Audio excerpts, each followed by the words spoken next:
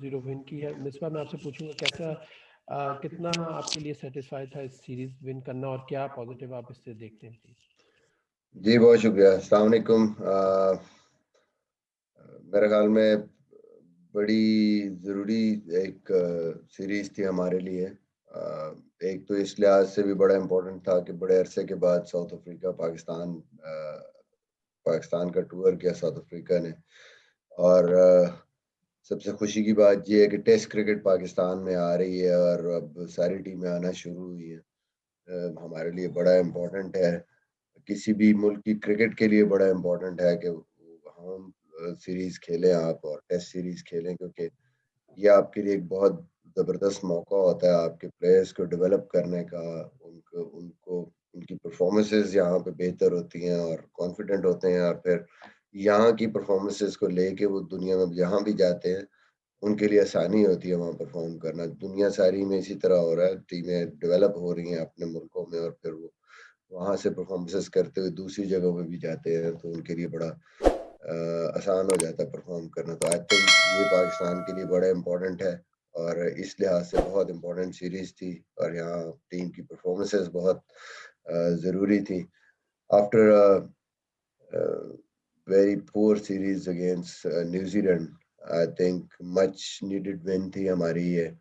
और क्रेडिट पूरी टीम को, लड़कों को मुश्किल सिचुएशंस आए, अच्छा फाइट बैक किया मुश्किल से मुश्किल सिचुएशंस में, और एज अ होल अगर देखा जाए तो टीम ने परफॉर्म किया है। कोई एक दो बंदों पे नहीं है, सबकी परफॉर्मेंसेस हैं डिफरेंट स्टेजेस पे, मुश्किल जगहों पे टीम को मुश्किल से निकालने के लिए और जीत की तरफ ले जाने के लिए। तो I think very satisfying win, और होपफुली इंशाल्लाह यहाँ से हम आगे अपनी परफॉर्मेंसेस को बेहतर करें और जो कुछ हमारी गलतियाँ थी यहाँ पे उनको हम ख़त्म करें और आगे चल के और बेहतर क्रिकेट खेलें। और as a whole, as a team management, as a team, I think पूरे तरीके से खुश हैं, सेटिस्फाइड हैं with the performance of Pakistan team. जी thank you. Question answer session start करेंगे जी। सुहेल इमरान, यूसुफ अंजुम, रिजाज बाकरी। मिसबा अस्सलाम वालेकुम।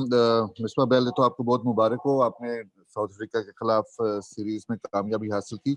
न्यूजीलैंड के खिलाफ जिस तरह आपने कहा कि एक बहुत पुअर कारकर्दगी रही थी, उसके बाद प्रेशर भी हुआ आपको और वकार यूनुस को हटाने की बातें भी होती रही, तो कितना एक रिलीफ महसूस करते हैं कि मैं ये तो नहीं कहना चाहूंगा कि एक लटकती तलवार जो है वो आपसे उठा ली गई है, लेकिन कितनी जरूरी थी आप दोनों के लिए, टीम मैनेजमेंट के लिए, जिसके लिए कहा गया था क्रिकेट कमेटी की जानब से कि सेकंड पोजीशन जो है वो बर्दाश्त नहीं की जाएगी, तो साया ऑफ रिलीफ है आपके लिए? देखिए, सबसे पहले तो इमरान मैं ये बात करूँगा कि कमेटी ने जो भी बात की है या जो भी बात मीडिया में चल रही है, इससे कोई फ़र्क नहीं पड़ता। मैंने पहले भी कहा कि मैंने कभी इस बारे में नहीं सोचा है, ना मुझे कोई इस चीज़ का प्रेशर है, ना कभी खेलते हुए।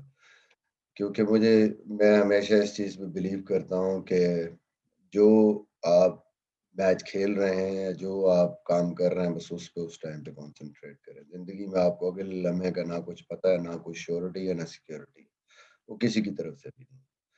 तो उस चीज़ का प्रेशर, हाँ, जो प्रेशर है वो इस चीज़ का है कि आपने अपने कोई स्टैंडर्ड सेट किए होते हैं, आपने अपने सामने कुछ गोल रखे होते हैं और आप जब वो अचीव नहीं होते टीम से या आपसे, तो फिर डिसअपॉइंटमेंट होती है, फ्रस्ट्रेशन होती है। और इस चीज़ की फ्रस्ट्रेशन और डिसअपॉइंटमेंट ऑब्वियसली थी कि यार हम इंग्लैंड में भी हमारे पास मौका था, हमारे हाथ से मैच निकल गया। फिर न्यूज़ीलैंड में पहला मैच हम ड्रॉ कर सकते थे, दूसरा मैच हमने अच्छा टोटल लगाया, पर जब इम्पोर्टेंट मौके आए वहाँ पे हमने कैचेस ड्रॉप हमसे हो गया और मैच हमारे हाथ से निकल के एंड पे ऐसे लगा कि जैसे हम वन साइडेड मैच हार गए। तो वो चीज़ें ज़रूर हमारे ज़हन में थी कि भई इनको हमने जो है वो इन इन कमियों को हमने ख़त्म करना है। कोशिश करना है कि वो जो विनिंग परफ़ॉर्मेंसेज़ जहाँ पे टीम के हाथ में मैच आता है, जो फिनिशिंग लाइन पे, वो हमने करनी है, कोशिश करनी है। अपनी फ़ील्डिंग में जो हमारे प्रॉब्लम्स थे वहाँ पे उस पे ज़्यादा से ज़्यादा मेहनत करें, उसको कोशिश करें। लड़कों ने बहुत मेहनत की और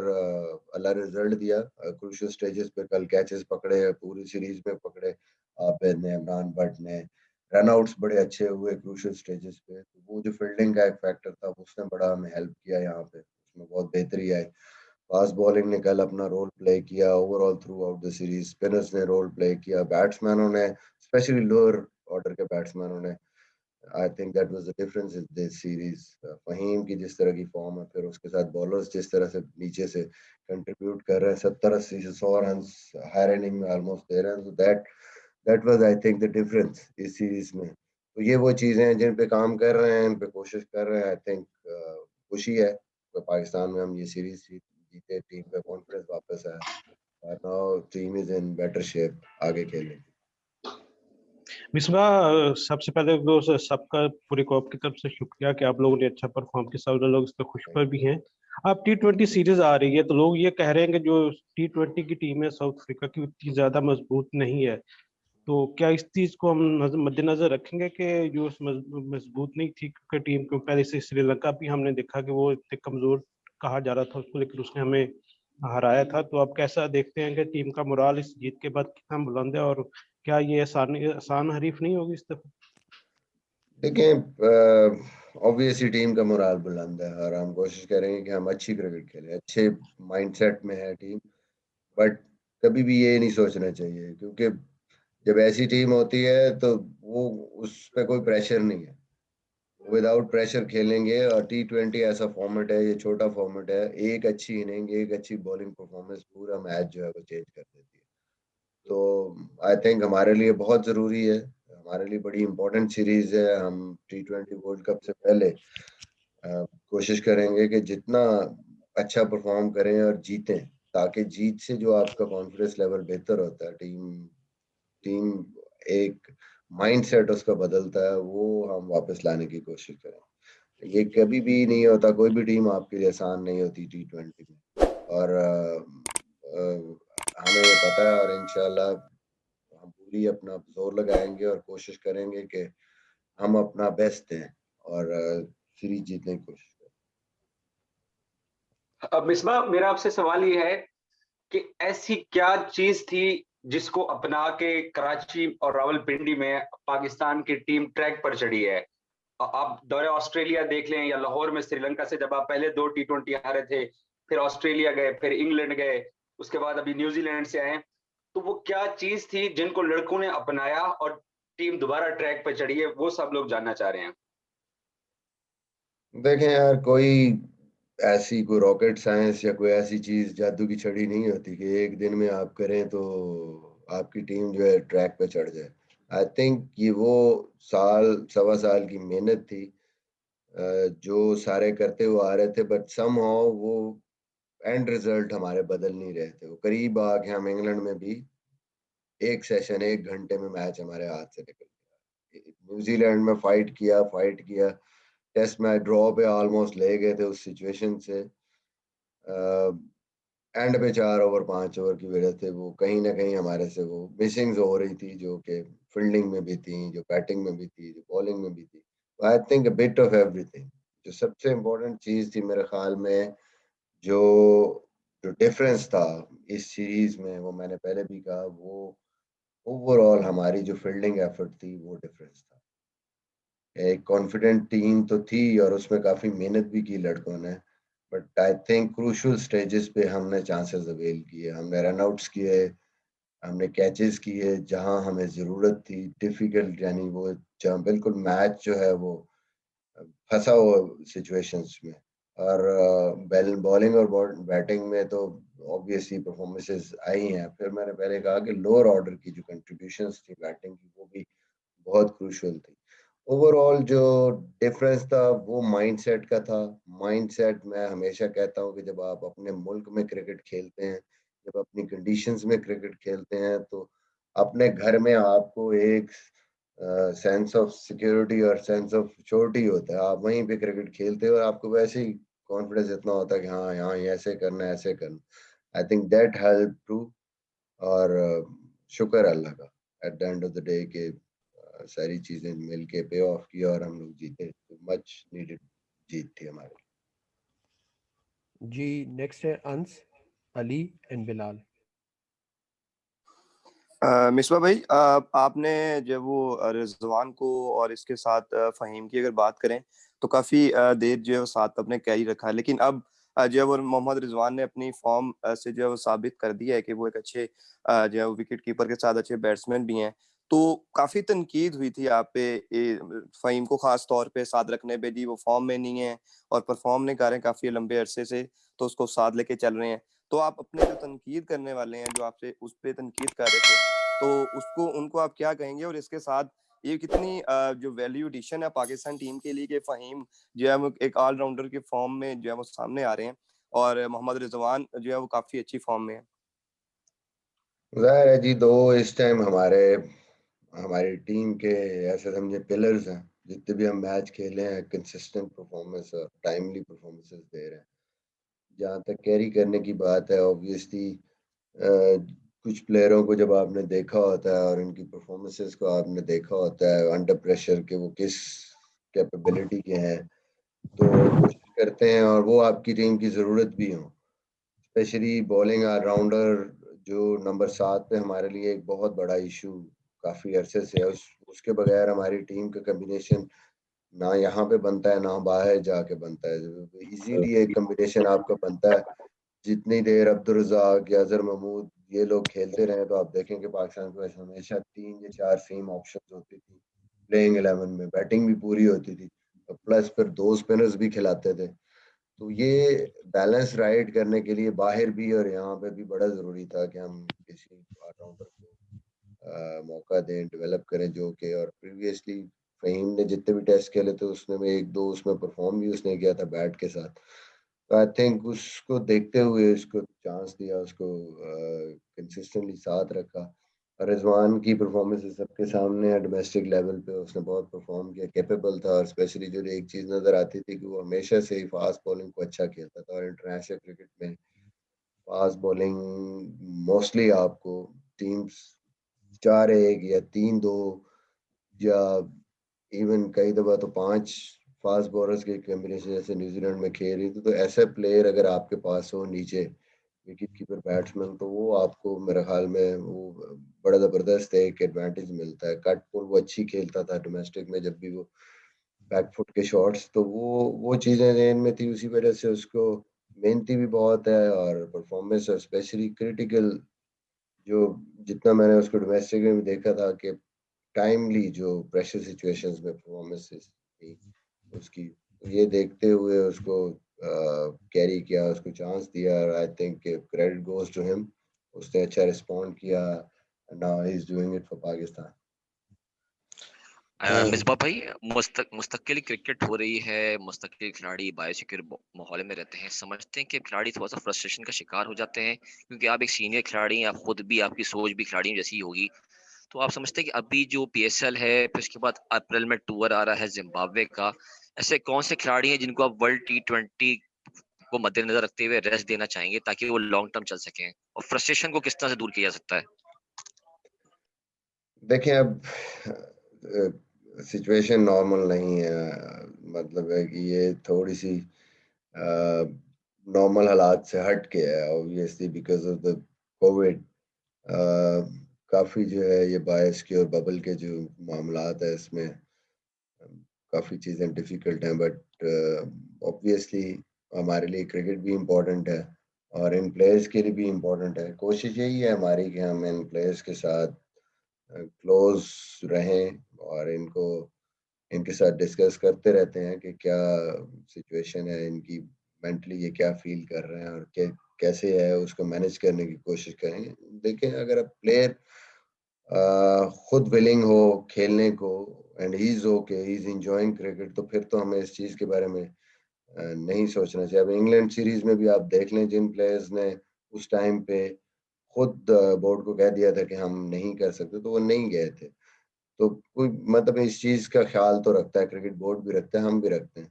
बट अब अगर एक प्लेयर खेल रहा है, वो फिट भी है और वो मेंटली भी ठीक है, नो डाउट इट्स टफ इस इन सिचुएशंस में कि कंटिन्यूअसली एक बबल से दूसरे में जाना, फिर खेलना, फिर ट्रैवल करना। But at the same time, if somebody is enjoying, somebody is okay, I think then we should always just support him. Misbah भाई, मेरा सवाल आपसे ये है कि पिछले काफी अरसे से हमारी ओपनिंग जो है जोड़ी वो कोई अच्छा परफॉर्म नहीं कर रही। शान मसूद वो भी परफॉर्म नहीं कर सके, उसके बाद इमरान भट्ट को लाए। दूसरे एंड से आबिद अली भी उस तरह की परफॉर्मेंस नहीं दे रहे जितना उनसे एक्सपेक्टेशंस लगाई जा सकती थी। तो इस हवाले से एज अ हेड कोच आप क्या सोचते हैं कि मुस्तकबिल में आबिद अली को मजीद चांस देना चाहिए या फिर जो है वो नए ओपनिंग जोड़ी की तरह तलाश करनी चाहिए? देखें, हमारे पास आबिद है, शान है, अभी इमरान भट्ट है और अब्दुल्ला शफीक हमारे पास था। अनफॉर्चुनेटली और कोई भी इस साल कोई ओपनर्स फर्स्ट क्लास में स्पेशली ऐसे नहीं जिन्होंने ज़्यादा परफॉर्मेंस की हो। आई थिंक ये अच्छे प्लेयर हैं। बुरा टाइम थोड़ा-सा जिसको कहते हैं कि out of form, the wrong time जो है, आबिद भी आउट ऑफ फॉर्म हुआ है। फिर इमाम टीम के साथ था, वो इंजर्ड हो गया। तो प्लेयर्स यही हैं हमारे पास और हम ये नहीं कर सकते कि इनको डिस्कार्ड कर दें।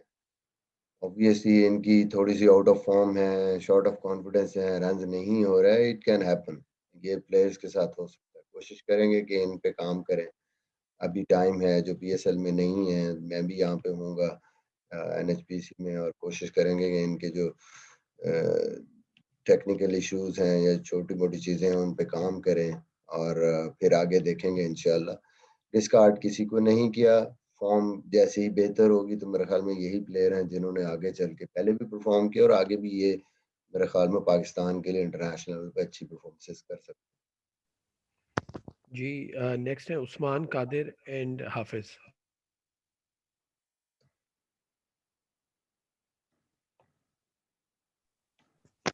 अच्छा मिसबा, मेरा आपसे क्वेश्चन ये था कि ये जो अभी सिलेक्शन हुई है T20 सीरीज के लिए, उसके अंदर काफी नए नाम जो हैं वो मोहम्मद वसीम ने लेके आए हैं और उनको मौका दिया है।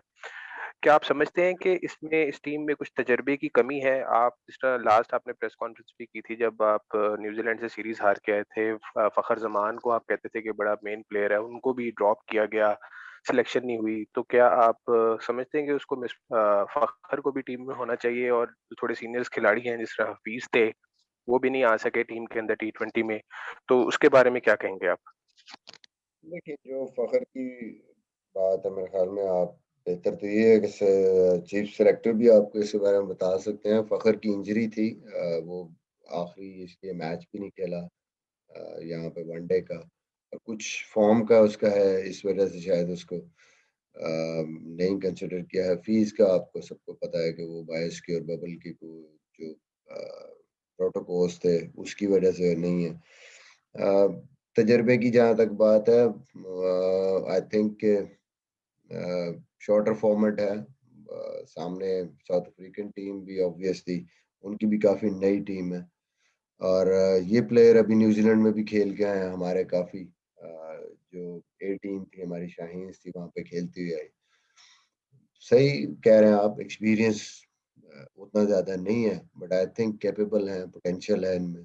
आई थिंक इट्स गुड कि इनके पास वर्ल्ड कप से पहले चांस है यंगस्टर्स के बाद पास के ये होम सीरीज खेल रहे हैं, परफॉर्म करने का और इस पूल में आने का और आगे वर्ल्ड कप के लिए अपना स्ट्रॉन्ग केस बनाने का। ओवरऑल आई थिंक टीम अच्छी है, पोटेंशियल अच्छा है।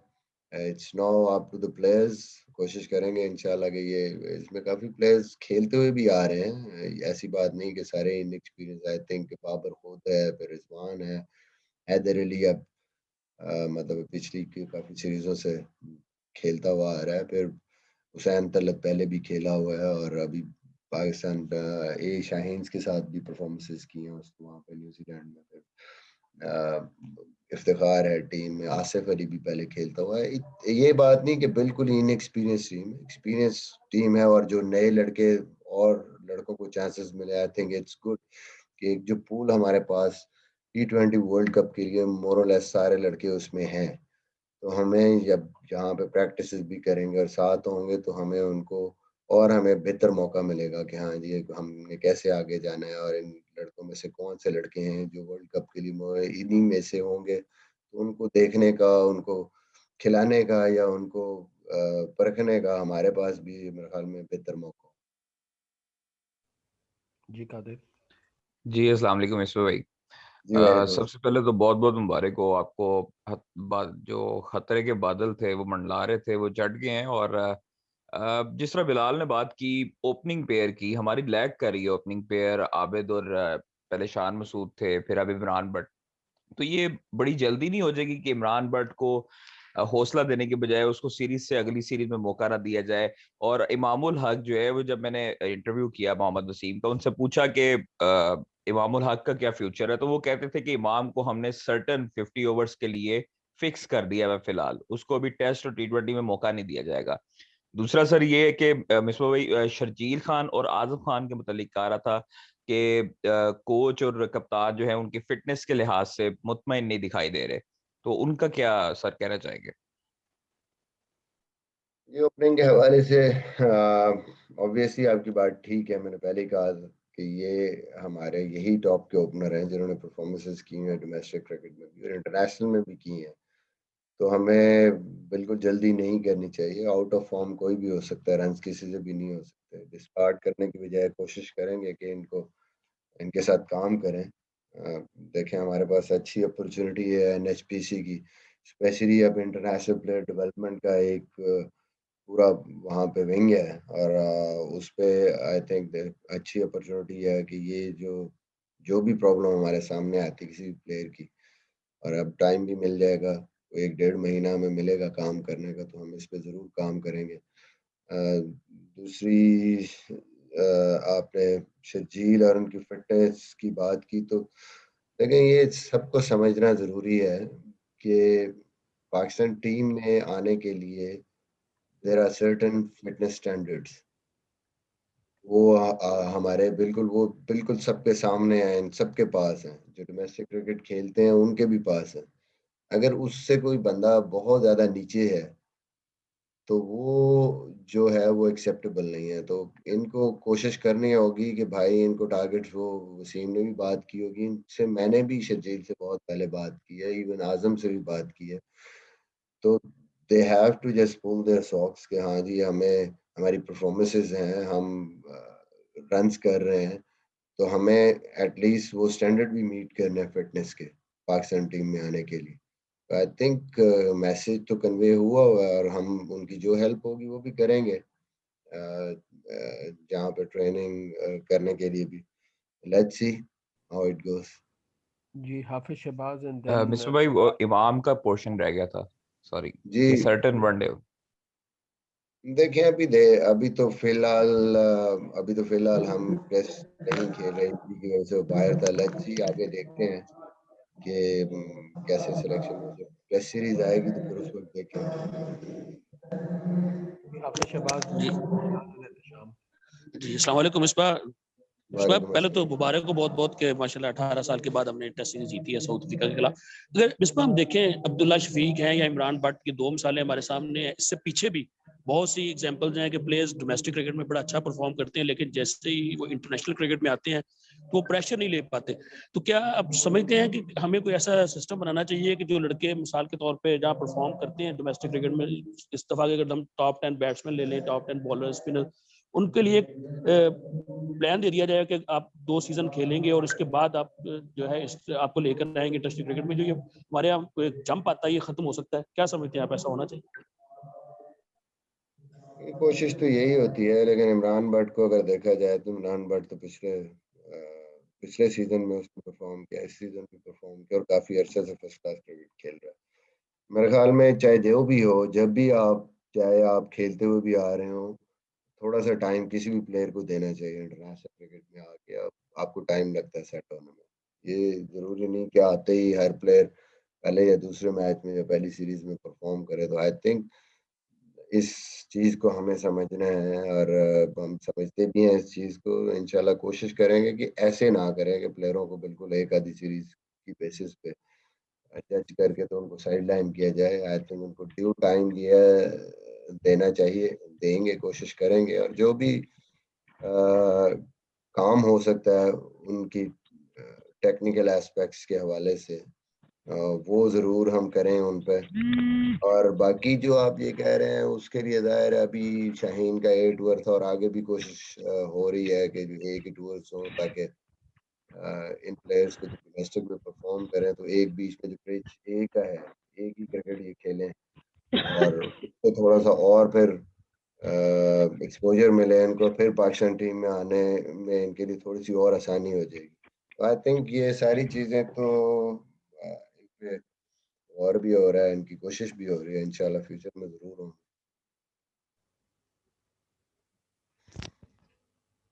जी Arsalan and then Ehtesham please.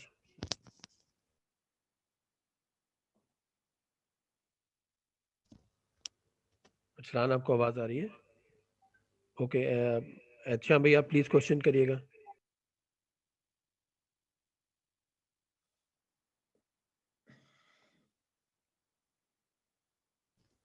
Ehtesham भाई आपको आवाज आ रही है? अरसलान आपको आवाज आ रही है?